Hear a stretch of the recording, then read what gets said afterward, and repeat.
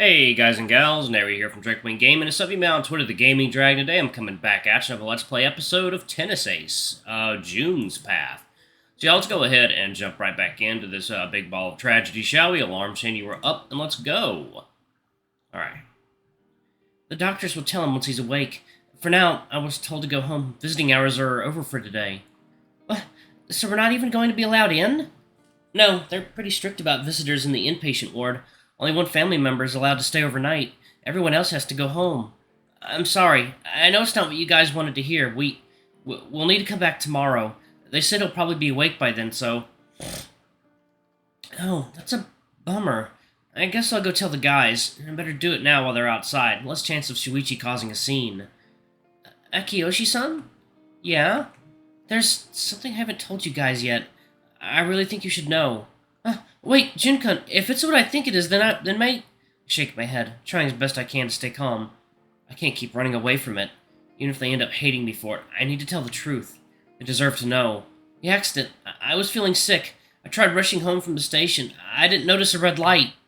Yuichi-san pushed me out of the way of a car. That's why he... There. I finally managed to say it properly. It might not be the whole truth. I don't need to know specifics about my condition, but it's enough. Akiyoshi-san stares at me in silence, his eyes so wide that it looks like they might bulge out of his head any second now.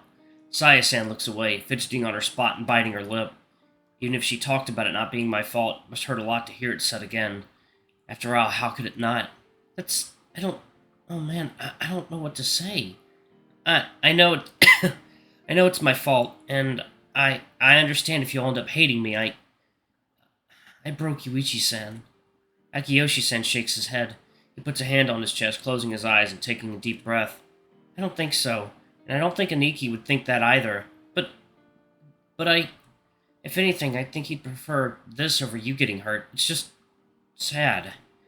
It'll probably be harder for Mom. I don't think she'd get mad either, but I can't really tell with all that's happened. Yeah, I'm worried about Misaki-san too. At least thank you for telling us the truth. It can't have been easy. How can you all be so forgiving? I don't know. I do feel bitter. It's not like that feeling isn't there. But Aniki has always helped me. Even when I was an annoying brat, it's my turn to help him now. I don't have time to sulk. Akiyoshi-san, you're so mature. Scarily mature. What kind of childhood do you have to get grown up so fast? Well, that's that, I guess. We should probably get going. Need to at least tell the guys before we go. Plus, I want to take Aki-kun home, too. Thank you, Sayani. You're welcome to come with us, Jun-kun. I think I need some time to think right now. I'll probably head home alone. Are you sure? Hospital's kind of far away from your neighborhood. Ugh. One second, y'all. Okay.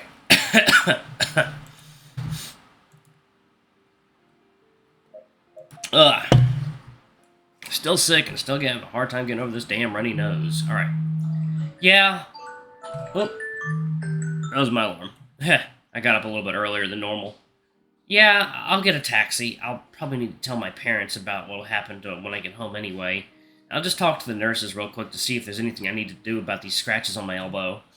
This will be a difficult one to explain. I'm just glad I managed to tell the hospital staff not to call them. If they were here, this whole thing would have been 10 times worse. Oh, okay, then just, be careful, alright? Of course. And good night, Jun-kun. Night, Jun-san. I waved them goodbye, silently watching the two walk out the door. Now, I should probably check in with Akagi-san before I leave. I walk up to the nurse's station, meeting one of the familiar faces sitting behind it. The head nurse that handles everything in the front station. A different nurse than the one that leads us to Yuichi-san's room earlier. Good evening, Hashikawa-san. Kobayashi-kun, good evening. Is everything alright? Visitation hours are over, so I'm afraid you won't be able to check in with your friend. No, it's not that. Is Kimura-san still in? I wasn't fully honest earlier, back before the accident happened. My heart, it happened again. Her face stiffens up right away. The gazelle, Hashikawa-san, stares at me blankly for a couple seconds before picking up the phone. I paid Akagi-san to check up on you. In the meantime, I'll call Kamiki-san and have her take you into an examination room. Okay, do you think I'll be able to head home today still? That'll be up to the doctor to decide. I'm sorry, Kobayashi-kun. It's okay, you're just doing your job, and thanks for not calling my parents earlier, Hashikawa-san. The gazelle bites her lip, nodding. Well, you are an adult. If you say you don't want them to be told, I can't do anything about it. I guess that's true. I'm escorted to your room by Kamiki-san. After a few minutes, Akagi-san, the polar bear doctor from earlier, comes downstairs to meet with me. I get a huge scolding for keeping my earlier cardiac event from them until now. After a few hours being held back for tests and further examination, I'm cleared to get back home. Just a mild episode is what he said. Definitely didn't feel like one earlier. By the time I get home, my parents are already plenty worried about me. I guess I messed up by not checking my phone all day. Having to tell them about what happened was exhausting. I could only handle about 5 minutes of their coddling before I'd had enough and locked myself in my room. My bed is just as soft as ever, but I don't feel even a little bit comforted lying in it now, even though it tended to always be my safe place. Yuichi-san, will you be able to forgive me?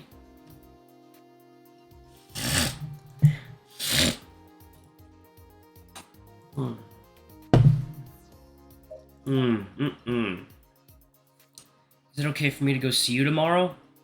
Really hope you don't hate me.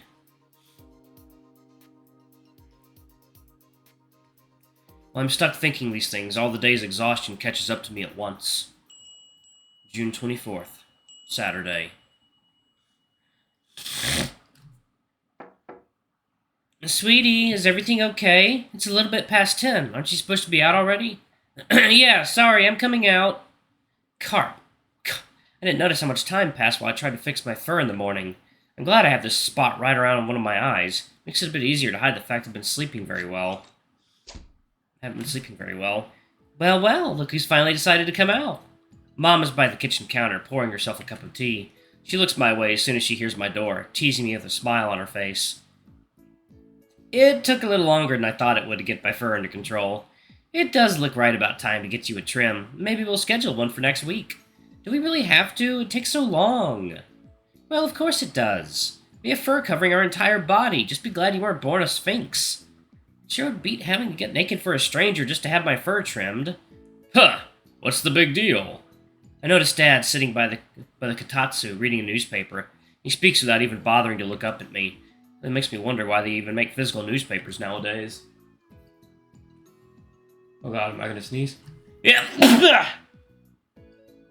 Ow. Okay. Oh, man. Alright. It's easy for you to say. You don't care about being nude. And by the way, thanks for at least bothering to put on some clothes this morning. I have to head to work in a bit. It's the only reason why. Really? You usually have Saturdays off. Isn't working for 7 days straight a little rough?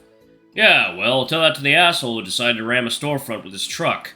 They have a bunch of officers redirecting traffic and whatnot, so I have to go cover for it. Mom walks up to Dad, slapping him on the back of the head while sipping her tea. Al, what's the big idea? Language. Sheesh, you'd think a guy would be allowed to curse in his own home. Dad. This is hardly the first time. You should know better by now. Are you really going to head to the hospital again, sweetie? You haven't been allowed to even see him. You see him even once so far. Yeah, I know. But you never know. Today might be different. Dad snorts, shaking his head. You know, but you never know. That's a doozy. You know what I meant. Yeah. Either way, this whole thing is a bit messed up if you ask me. It's just cruel of him to not let you in. Well, it's not like that. Oh, God. Oh, God, that sneeze really actually hurt. Okay. Give me 1 second, y'all. Just gotta clear my nose real quick.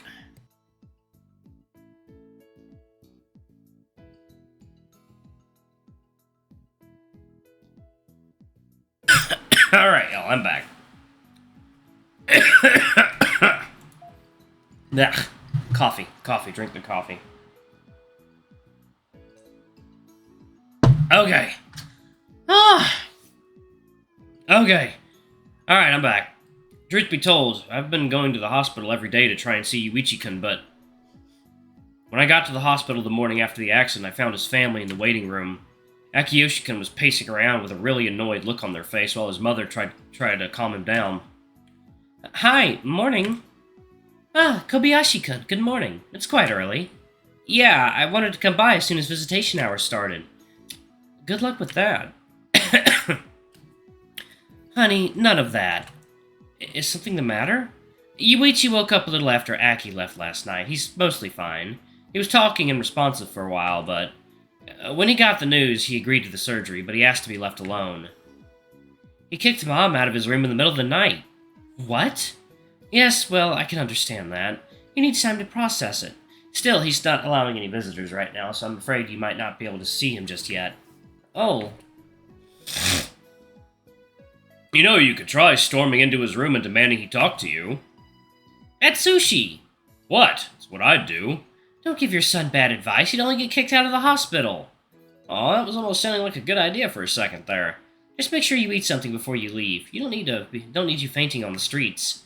I won't faint just because I skipped breakfast. Not that I was planning to anyway. Are you sure? You're so frail, and with your condition, I just worry. I'm not an invalid. Mom sighs, hanging her head and raising a hand to make a gesture for me to pipe down. Okay, point taken. Just take care of yourself. I take plenty good care of myself. I can't control when it flares up. Besides, my condition has nothing to do with my stomach. Food is still important, kid. If you're running on fumes, you won't get anything done. I look down at my stomach, grabbing at it for a second and feeling my belly squish under my fingers. Pretty sure I can afford to skip a few meals. Going to the kitchen counter, I grab a slice of toast that has already been laid out for me by Mom. Same as every morning.